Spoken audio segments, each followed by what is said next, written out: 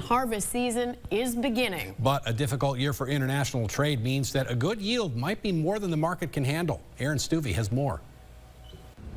With fall officially here, farmers are slowly starting to harvest the fruits of a long growing season. It's been a good year for growing, with consistent heat and rain giving an optimistic outlook on yields. But what happens after harvest is complete is out of their hands. Some crops are entering a strong market. The exports on corn have been well.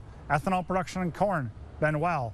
Feed usage of corn has been really well. And so corn is in a good spot. While others are entering a particularly difficult spot. Our soybean processors are crushing extremely well. Exports are really low. The main one is China.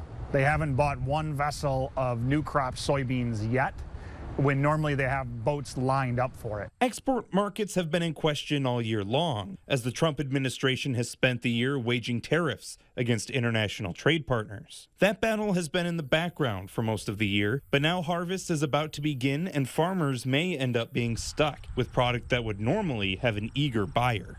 It's trade relations. We need to open up doors and have fair trade and have customers that are buying our product with the vessels and the rail lined up, and we're into harvest and we don't have that. Aaron Stuvey, KEYC News Now.